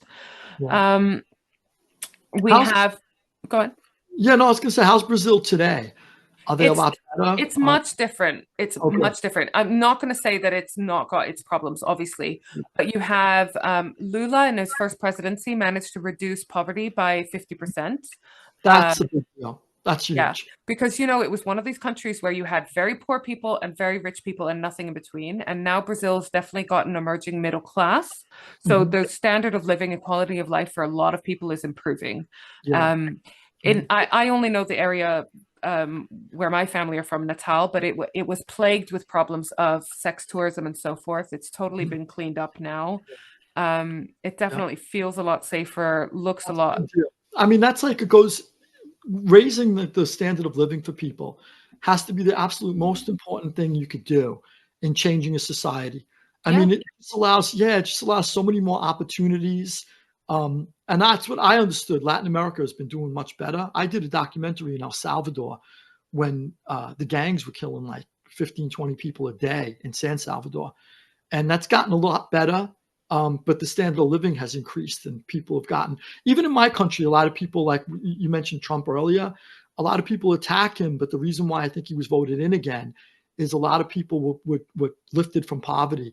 And a lot of people, the media didn't cover it, but like, I think 20 or 30 million people, you could look up the statistics, had to go on food lines during the Biden administration that were never on food lines before. Yeah. And that poverty that was being, they're neglecting them. They felt like, okay, can we send $400 or $500 million to Ukraine every day? And I'm, waiting 6 hours for a piece of cheese with my 3 kids. That's it. I mean, a lot of people were fed up, but I think that's the main thing, is bringing people up to a higher standard of living, raising them from poverty, and they smarten up really quick. People don't. Yeah. And there's less hatred too, by the way. When people are doing good, then there's less like pointing the finger at, like we talked about, the race. Others. Yeah, others. If you have a car in your driveway, you're not worried about the person in the next driveway who has 2 cars. But if you have no car in your driveway, the person who has 2 cars really bothers you. Because I don't have my own car. So it's like, it causes so much different things that could be fixed. I think economy is so important. Of course, because so many of these crimes are obviously survival issues, and the lack of opportunity means that you don't really have much alternative apart from going to a life of crime. So, of course, I mean, like I said, I'm speaking mainly of this area of very specific area of Brazil that I'm very familiar with, but I know that it's definitely improved. It's definitely got a long way. And we all know how problematic the 90s were. We fucking love the 90s, but they were a specific kind of time, weren't they? That's when I went to prison, in the 90s. Right. Maybe not so much. Not so much. Yeah. I got to tell you too, even with me, like the FBI did a great job in putting me away in the end. But I got away with a million different heists and hijackings because I knew their response time was going to be horrible. I knew we had so much time to rob the truck or get the safe. And I knew that, pretty much if you didn't drop your wallet with your ID in it, you weren't going to get caught that day or the next. So, I ran wild. Or like this guy, if you gave your business card out with your name and number on the back. Exactly. Yeah. Hello. Yeah, exactly. Can I ask a question about that in terms of, I think I know the reasons for this, because probably if you were hijacking like safes and stuff, is that why the FBI were involved, or was it over different states? Yeah. Yeah. Eventually it became like, it was a Hobbs Act, which is a form of a racketeering indictment. It's like a RICO, and it was interstate commerce. So if you're robbing trucks, first of all, there's a couple of different elements that go into it, why it became federal. If you're robbing trucks, the interstate commerce is the goods on those trucks. Most of the things that I robbed weren't manufactured in New York, weren't distributed in New York. So they're over state lines. These goods are coming from elsewhere. And the next element is it's a racketeering indictment, which the feds take hold of it, because it's not like, okay, I walked down the street one day and I saw a crime of opportunity and I took it. I ran into a gun, or actually, if you rob a bank, though, that is federal because it's federally insured. But I ran into a store and robbed it. You're working with a crew, and it's organized crime. Once it's organized and there are a crew of people working together, or you're part of the Gambino crime family, which I was, then it becomes federal because they have taken all of those crimes into the federal jurisdiction. Now, I had crimes I was charged with in the state that I was recharged with in the feds. That's a separate issue. RICO, I think, is a horrible thing because it allows the feds to even charge you with crimes you were acquitted on in the state. So, for example, so that's double jeopardy. We got rid of that whole. Yeah. Yeah. So Yeah. let's say I hijacked a truck and I beat the case in the state. They could make that a predicate act in my felony indictment in the feds, and I could be then convicted of it, whereas I was already acquitted of it. So you would say, well, that's double jeopardy, and they're like, no, not anymore. So they got rid of that. So we really, a lot of, like in my book Borgata, I go through it with Bobby Kennedy. A lot of those things changed then. We used to have, you could take the Fifth Amendment, where let's say I know Deanna Daga and Emma did, and I didn't come up with your name yet, but Deanna the Daga and Emma committed a couple of really bad crimes, and I know they're like running wild, and they're the Switchblade girls, and they've gone ape shit all over London.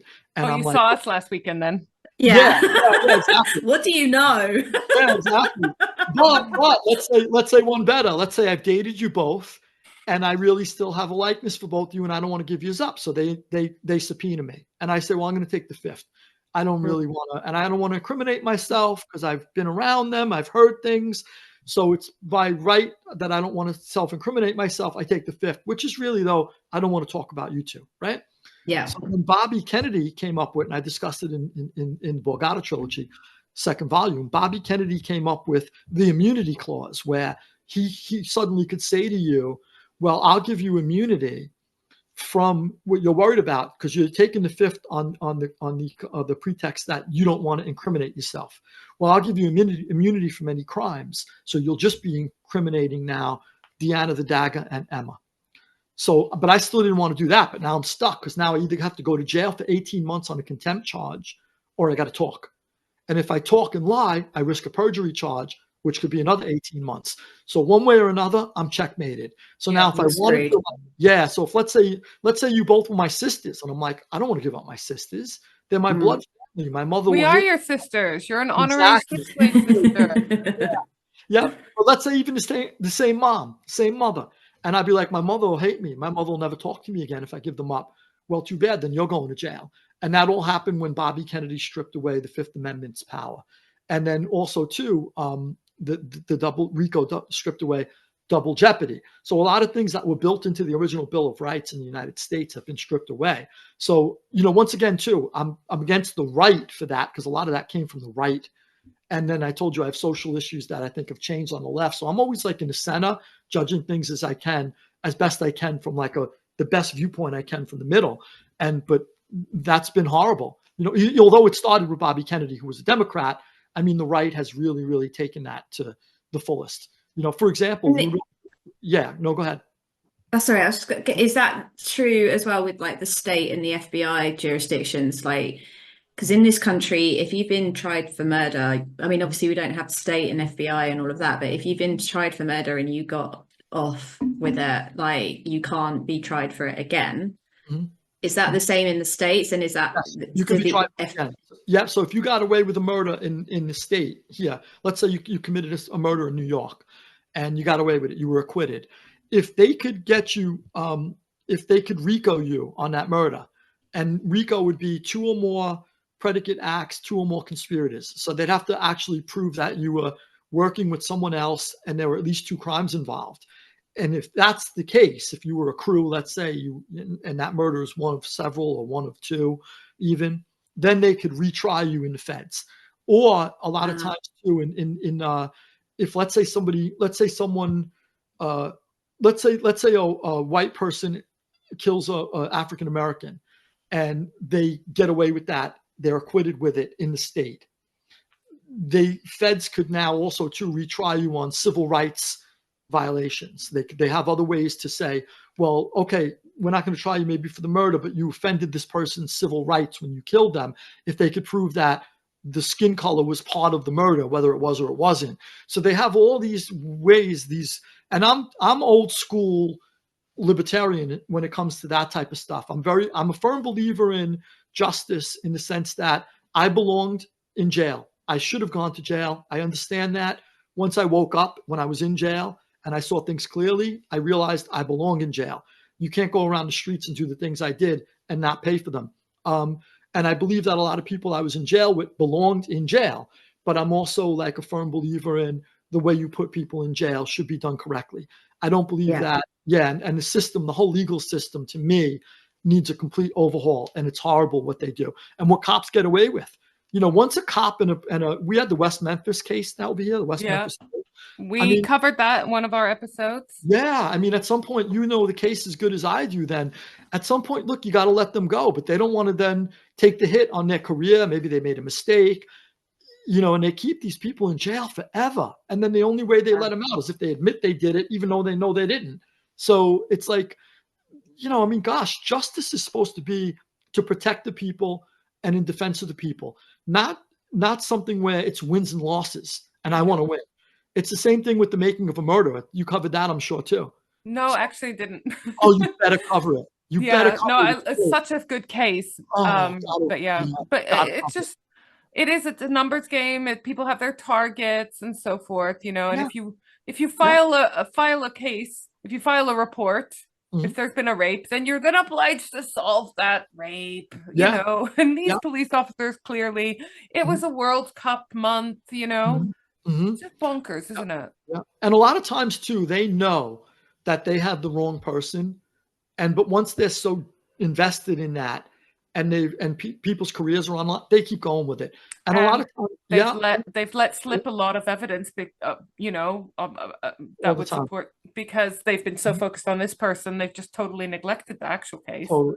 Yeah, totally. And they said there's an old wives' tale about the baker and the blacksmith, and the baker killed someone, and the judge and the people in the community knew it was the baker. But the judge said someone has to be brought to justice. So they said, well, here's the blacksmith, because we have a few blacksmiths. We only have one baker. We can't go without bread. So they locked up the blacksmith and put him away for life. And they all knew it, didn't care. So it's the same thing in society. Like a lot of times we need to, let's say if a cop commits a crime, but they got some kid, maybe they're going to lock up some kid who's got like 6 felonies on his record.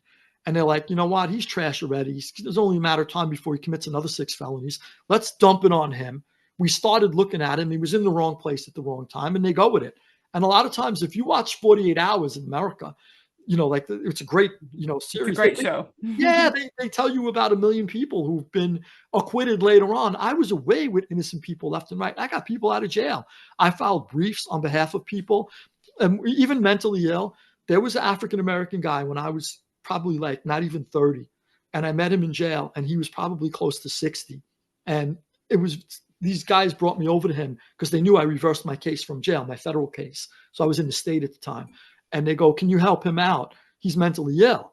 And I go, so I talked to him, and I found out he was spray painting like trains and stuff. And you have a man who's close to 60 years old spray painting trains. There's a big red flag that there's something mentally wrong with him already. This is something that kids do. Usually you outgrow that as an adult. So once I started to talk to him, I realized he was mentally ill. He did not belong in the jail. Luckily, though, the jail I was in, everybody liked him. Everybody protected him, including myself. So nobody could bully the guy. And that was a good thing. But a lot of times they end up in places where they're raped, they're abused, they're robbed because they're mentally ill. And I started to file stuff for him in the courts. The courts weren't listening. I started writing letters to the lawyer. The lawyer wasn't responding. And eventually, like with the last bit of that life I had in me, I called up a couple of friends and I said, go to the lawyer's office and hang him out the window if you have to, but tell him if he doesn't get his ass in the jail to visit him and put the briefs in and respond to what I'm putting in, that, you guys are going to be back. And they said, no problem, we'll take care of it. And he got out of jail eventually. But anyway, I'm a reformed man since then. That was the last of me before I came home from jail. But it sounds like you used your influence to convince someone to do their actual job. For good. Right. For good. Yeah, for a good thing. That's right. Yeah. So, but anyway, we have major problems in my country. I know the UK does too. I did a tour years ago in the UK. A lot of prisons there, probably a dozen of them. Yeah. I wasn't at Broadmoor. I think that's where the professor and the madman wasn't he at Broadmoor? It's the one for the criminally insane. It's one of the criminally. Yeah. Is that the one who did the Oxford English Dictionary? Wasn't he there? They wrote the book, The Professor and the Madman. Wasn't he at Broadmoor? That's like our Bellevue or Creedmoor. I need to have a little look. Maybe not. I don't know. I'll have a little look. I'll have a little think. In that case too, if you read The Professor and the Madman, it's like it's a small book packed with a lot of great stuff in it. You do a great thing on it. It's great. Writing it down now. Yep. All right, so back to Francisco Yeah, sorry. Pereira. No, it's fascinating. No, because we are now getting to the courts. We're getting to the trial. So the psychiatrist I mentioned at the beginning has been assigned to assess him for trial. Her name was Hilda Morana.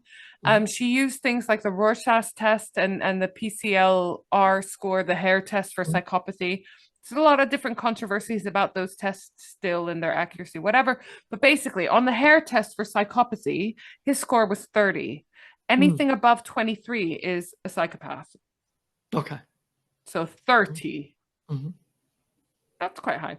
He also, Quelle Surprise, had a bunch of personality disorders as well. The trials lasted for years because they were each he was only charged with 7 murders of the 10 that he finally confessed to. I'm going to assume because they didn't maybe have enough evidence on some of the cases to guarantee a conviction, so they went after 7 murders. Each one was a separate trial, back to back, rather than. That's weird, isn't it? I don't know if that's good or bad, but it's weird. No, I think it's I'm mixed feelings about that, but I think in this case it's bad. I think you drag out the cases. I think you drag out the agony that the victims' families go through. I think it's bad. But again, going back to my own country, I feel like a lot of times Italy did this too, where we have a RICO and we'll put 30 people on the indictment. I can't see that each of those 30 people get a fair trial because they grouped so many people who did worse things than them. And Italy used to do that too. Italy back in the mafia trials in like the 80s and 90s, Italy used to put like 300 men in a cage and try them. I'm like, what? You can't get a fair trial with 299 people next to you. You know, you're specific. Yeah, but in this case, it's one guy who committed multiple murders. Try him for all of them. You know, he's one person. He'll get a fair trial, whether it's one murder or 500. He did it. And even if you get him, the jury knows how to come back with, you know, let's say it's 10 murders. They know how to distinguish between the ones he did and didn't. They could come back with 5 convictions and 5 acquittals. Exactly. 30 years. So they could try this. It's very odd, isn't it? It's definitely saying, right? Though the tabloids were into it, everyone was making money. Stretch it out. That's it, maybe. Yeah. But he was eventually sentenced, like I said, to over 268 years. Oh, so how's he getting out? Because they, no matter what you're sentenced, you will never do more than 30 years as it stands at the moment in Brazil, because they don't want it to be a natural life sentence. Right. So he is in theory getting out within a couple of years. He's studying and meditating in prison, but what he's not doing is therapy or taking any meds. Right. Which makes me nervous because I feel like he's someone who should be in therapy. He'll kill him right away. He can't help himself. It's in him. Yeah. He said he's going to go mad, isn't he? Because he hasn't been able to kill anybody or do anything for 30 years. He is literally saying himself, I think it will take me weeks to go back to doing what I was doing before. Yeah. He's saying that. Yeah. Yeah. So there was a guy, I was away with a guy one time and he was a crackhead. And he goes, all my crimes were from crack. And I go, I felt bad. I go, well, you need therapy. And I go, let me ask you a question. He had like 2 years left in his sentence. He goes, I miss crack. I go, if you got out tomorrow, would you do crack again? He goes, in 3 seconds. So I go, that will lead to crime and you'll be back here. He goes, I know. They're not helping him. So it just fed into what you were just saying. You know, like, I mean, you're not doing anything to help them. You're not doing anything to change them. And the thing is, if you have this policy that you don't want someone to die in prison, you want them to be able to go and re-enter society, then you have a duty to rehabilitate them as best as possible for the rest of us. Not for him. I don't give a fuck about this fucker. But if he's going to come back out into society, I want him in the best possible shape and the least likely to reoffend. Best possible shape to be as a contributing member to society. Right? Yeah, oh, definitely. Yeah. No, across the globe, there are a couple of like Scandinavian countries that are advanced, I think. But for the most part, across the globe, everybody's deficient in that area, what you just said. Yeah. When I got out of jail, I'm walking out. I had 2 carloads of family and friends waiting for me. By the grace of God, I didn't burn my bridges. I had people who still loved me. There was 8 or 10 guys walking out of that prison with me that same day who had a paper bag with 1 sandwich, 1 change of clothes in it. And they're going to a shelter. Okay, where are they going next week? When the shelter They don't have a job, they don't have family, they don't have friends, and they were given no skills and nothing. So I've always said too, give people incentive to educate themselves while they're in prison. I did it. I read 18 hours a day, but nobody around me was. Give them incentives. If you offer them a piece of chocolate cake on Friday night, if they do a book a week and do a book report about it, they'll do it because they want the chocolate cake. And even if they're only doing it to get the chocolate cake, at some point or another, there's 30 or 40 books that they've read and did book reports on, and they've changed as a person. And they've maybe now equipped to think slightly differently than they were when they first came in. And also, too, nobody questions the moral integrity of what they did, and nobody admits they're guilty. I never met anybody in jail. I'm the only guy who used to say, I know I did everything I did. They're like, Lou, what? I ain't done nothing. I did it all and more. If they would have got me for everything, I'll never get out. So I was the only one who admit that. The rest of them would go, I'm innocent. I'm innocent. I'm innocent. I never did it. I never did it. I go, you got to admit you did it. Yeah. That's the first step. Admit you did it. Admit you were wrong. And there are a lot of people who didn't. But if I read the cases and saw they were innocent, that's different. There were a lot of people in jail. I tried to help them get out. But everybody says they're innocent. Out of that, there's a small percentage who really are. But the people who were guilty never wanted to admit it. But go ahead, Deanna. I'm sorry. That's bonkers. Yeah. I don't know. Well, this guy was openly admitting, again, just to the murders, not to the attacks and the survivors. But he's very close to coming out. Mm-hmm. He says he feels safe in prison, even though there was this riot. There was a riot a few years back where he was, because he is obviously in special, he's protected. Because I imagine everyone wants to have the privilege of doing him damage. So he was brutally attacked in this riot, but he did survive. He didn't lose his life, but he's coming back out into society. Can he re-enter society? Will society let him re-enter? What the hell is he going to do? But I wanted this episode to be for the victims, for the survivors, those known and unknown. I'm going to list the names again. Elisangela Francisco da Silva, Raquel Mota Rodriguez, Isadora Franco, Patricia Gonzalez Marino, Selma Ferrero Quiroz, Sandra, the legend, and many more that are unnamed. And of course, all of their friends, all their family, and everyone that's been negatively affected by this case. This is a case, I have to say, I knew I wanted to cover it when I went over to Brazil recently. Even my family all the way in the north of Brazil, they all know this case. This case is very well known in the region, and I imagine it's going to be a big deal. Keep an eye out for when he's released. I think that it will be, something is going to happen. It can't be that he's just going to be let out. I reckon he'll get murdered. Well, Brazilian Dexter, the Brazilian Dexter case that we covered, weeks after we covered the case, he got murdered. He also got released. Started a YouTube channel where he started cooking, showing his cooking. Oh, he got murdered on the street outside. Yeah, and then he got murdered on the street when he was released. Brazil's got a lot of gangs. They got a lot of people who would want to take care of that, I think. So I think if they protected him in jail, if they won't be able to protect them on the street, so that's where he'll buy it. That makes sense. Yeah. And these people have made a lot of enemies inside and outside of jail. And also too, the first girl. Let's say I'm the brother of a girl who goes missing. Yeah. First girl who goes missing, I'm going to that guy. Yeah. And I'm killing him. And I'm going to torture him until he tells me where she is, even if he didn't do it. And he'll be like, no. And at the end, you just kill him because you figure he's lying. He's got to get killed. Something's gonna trip somebody, or somebody could. Let's say you live and your wife has to walk past his house every day, and you're worried about your wife because she goes to work and walks past his house. Some husband's gonna get a delusion and kill him. So because also we now know what he looks like. He can't live anonymously. We did, it's not like when he was committing the crimes originally, where no one knew he was capable of this, that, the other. He can't, it won't be a case of him just being released and living happily ever after. There's going to be more to the story. I agree. 100%. Take him. Yeah. You can't go on and decide to live somewhere else. So you can see why we need to lighten the mood at the end of our episodes, can't you? Well, I think so. That was depressing.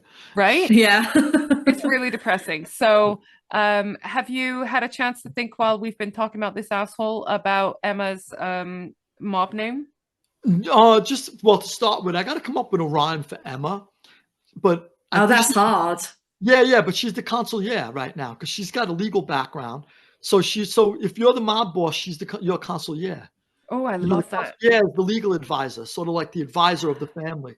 So she's like, I'm the mob legal advisor. Yeah. Yeah. The consigliere. Yes. Yeah. Yes. Right. So I love that. until I come up with a better name, I'll email it to you. I don't know if you can come up with a better name than that. I think that's a lovely nickname. Yeah, the consigliere. Yeah. Yeah. I like it. I like it. I'll take it. Lou, have you decided whether you want to apply to date either of us? We have a form which includes questions. Yeah. I'm enough man for both of you, so I think I'm going to fill out an application for you both. All right. Yeah. Well, I'm going to ask you the questions.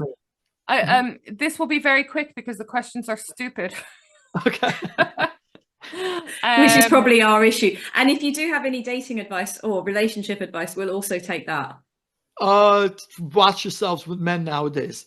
Do you know how often date anyone who works for a motorcycle company?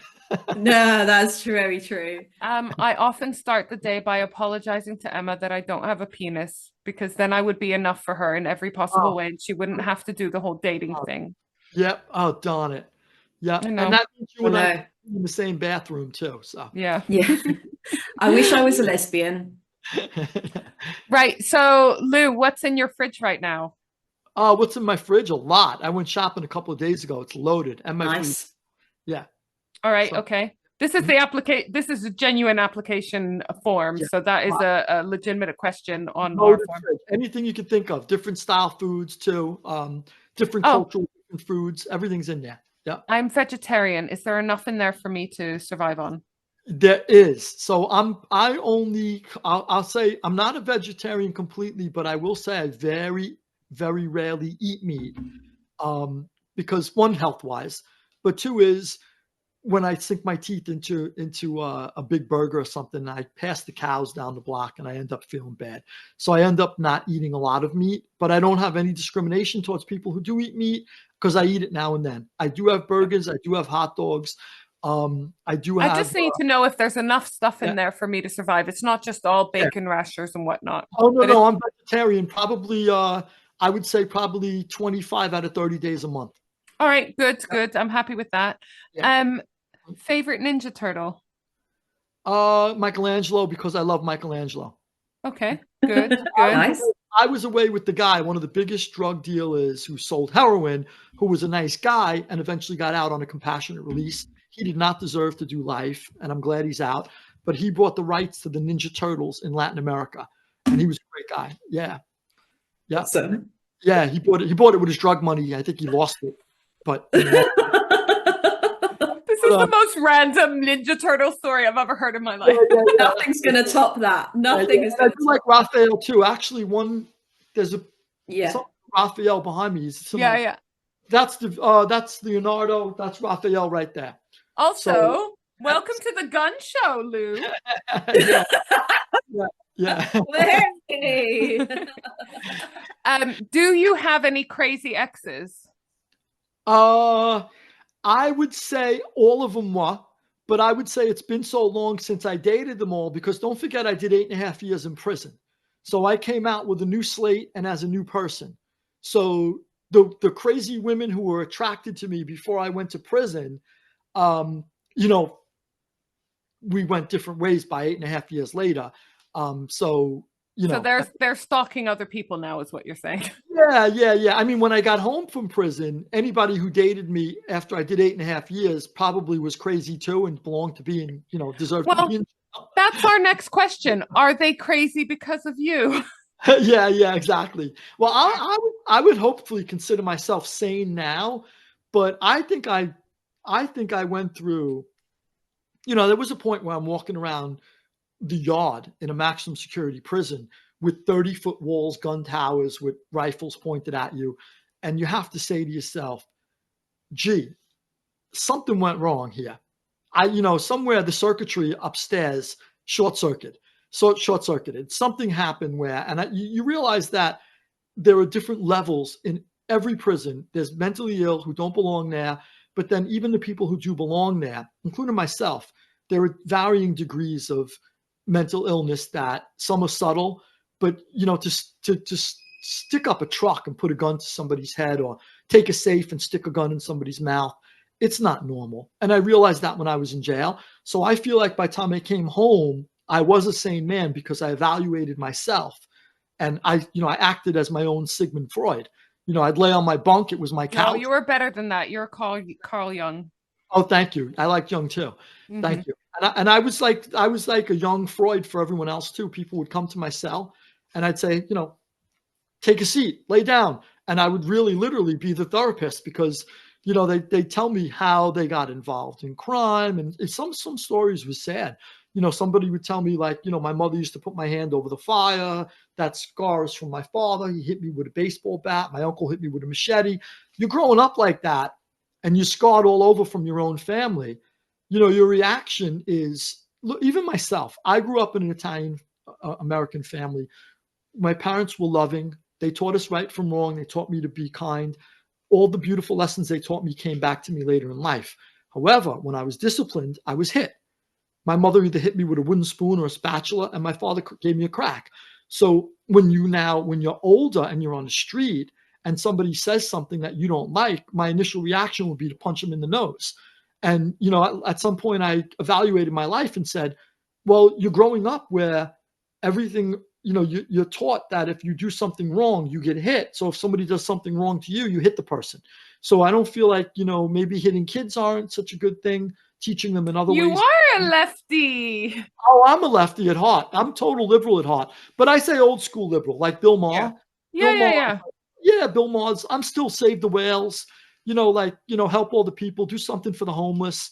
I'm total left, when it comes to that. But they pushed me over to the right on a lot of issues. I will say that. You're a good man, Lou. Yeah, I feel like there's some things. But anyway, so I was saying, there were all kinds of different people that I met in there that you could see the trajectory. They had no chance but to go to jail. They had no look at it. Go to a toy store in America. 90% of the toys are some type of gun. Yeah. So I had a dart gun when I'm young. Then I had a cap gun. Then I had a water pistol, and then I picked up a real gun. And they want to put me in jail. Wait a second. I've had a gun in my hand since I'm 2 years old. Yeah. Go on my website, louisferrante.com. There's a picture of me as a little kid with a gun in my hand. So when I finally pick up a gun when I'm older, now I'm facing 5 years on a gun charge. But you people have been putting guns in my hand since I'm 2. So, that's a gun isn't a toy. Why are guns a toy? Do you know what's crazy is that my sister doesn't buy weapon-based toys for her kids specifically for this reason. And people, honestly, when she tells them that, they act like she's depriving them, like neglecting her kids or depriving them of something. They don't need to have, they have toys. Right. They have fluffy, lovely toys. They have trains. They have all kinds of shit. She's not, no one needs to call social services because she won't get them a toy gun. Yeah, I totally agree with you. Yeah. Bonkers, isn't it? Yeah. Absolutely bonkers. Yeah. Yeah. All right. So some things you hate are toy guns. What are some things you like? And what generally anything. Do you like pineapple on pizzas? Do you like capybaras? No, that is so not Italian. Oh no, you can't put a pineapple on a pizza. No. Agreed. Yeah, not. Oh, that's like sacrilege in Italy. Yeah, or like in Italian. First of all, I only started opening canned sauce a couple of years ago. My whole life, I would never open a canned sauce. You make a sauce from scratch, but the jar sauce rather. But they make jar sauce so good now, and a lot of Italian friends of mine would say, "How dare you say this?"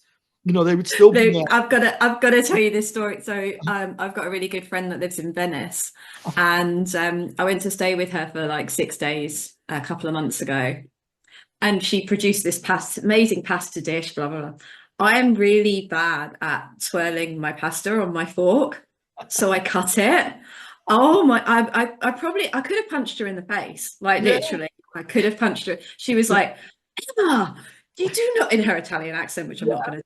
You do not cut your pasta. No, absolutely not. Yeah, and even if like I go to a restaurant and someone says mozzarella cheese, I'm like mozzarella or ricotta cheese, ricotta. Like, what are you talking about? Calamari, calamari. You know, like things like even you said pasta. It's pasta. Oh, we always tease Emma for having such a lovely posh English accent. You know, she has a beautiful accent. Yeah, and thank you. I'm not saying all the British say pasta, so I'm not just picking on you. But I thought that pasta, like when you say pasta, I thought that was American, not Italian. Pasta. Well, Italians say pasta. They do. Okay. And Italians from Italy will say that Italian Americans butcher Italian. You know, like we'll say minchia, maronda mai, like things we say that we grew up saying, but in Italy they might say it slightly different. You know, like my father spoke Italian. My grandparents only spoke Italian. They never learned English, but I don't speak Italian. I only know curses. I know a few words. I know, here and Vaffanculo. Vaffanculo sarda. Yeah, that means up your fazul. Yep. Fuck you, basically. That's what my friend taught me. Yeah. The worst thing. Yeah. All right, final question for the application, and then Emma and I are going to give you. No, but he still didn't tell us what he likes. Oh yeah, he doesn't like pineapple. I like reading. I got some of my books behind me. I like reading. Mm-hmm. I like music. I like. You like us? Outdoors. I love the two of you. Absolutely love you both. Definitely. I could spend a month there with the two of you. Oh, please do. Please do. You know, we live just up the road between us. We live just up the road from each other, and between us we have 3 bulldogs. Mm-hmm. So, it'll be fun. Okay, good. The dogs should take to me. Female dogs will take to me quick. Yeah. I've got one boy, Max. I've got Max and Mabel. Okay, so I know how to do the boys. You got to pay attention to them. You rub them. I do the belly, the head, the neck. Yeah. It'll be fun. It'll work out. Emma, how tricky is it for you to show Max and or Mabel? I can show a picture. By the way, too, if I crash there, I'll be snoring right next to him, so it'll work out. Oh no, he doesn't snore. Only Mabel snores. Oh, he does. Okay. So that's Mabel, the snorer. At the snorer, and that's Max. Oh, they're beautiful. So it's the same litter, I see. They're uncle and niece. Uncle and niece. Okay. Yeah. Oh, that's beautiful. And are they close in age, sort of? Year or 2 apart? They're 2 years between them. 2 years. Yeah. They're so cute. That's my world. Yeah. Yep. And you guys you told me what part of London did you say? So we're both in like Twickenham, which is near Heathrow Airport, basically. Really near. Yeah, Richmond area. So it's lovely. It's like all countryside-y, but still lots of restaurants, bars. Oh, that's nice great. Things. Yeah, it's perfect. It's 20 minutes into town. It's lovely around where we live. We love it. Oh, cool. Yeah. All right. So Emma, we've got to give Lou a score. Oh, 10. Oh yeah, I was going to say normally we debate this quite intensely, but we know it's a 10. And you tell your guest if it's like a 1? Well, we don't normally have a guest. We normally have them apply on the website, and we discuss them not with them present. Okay. So this is a new thing. Yes. Great. So basically, come to London, and we will take you out on a date, Lou. I can't wait. And you both get a 10 back. So we'll start fresh on the scorecard when we do the date. Okay, if you have an online form, a Google form that you need us to complete, please feel free to send it. It's only fair. I have a feeling fish and chips and a couple of gin and tonics, and you'll get flying colors 10 each. I'm vegetarian. We've had this conversation. Wait, you can have like, I don't know, mushy peas and chips. Oh, peas up north, I thought. Well, I can. Today I went to the garden center for my lunch with my parents, and I had vegetarian sausage and mash. Did you really? It was delicious at the garden center, and I felt very British. Yeah, the plant-based sausages are much better than they ever were.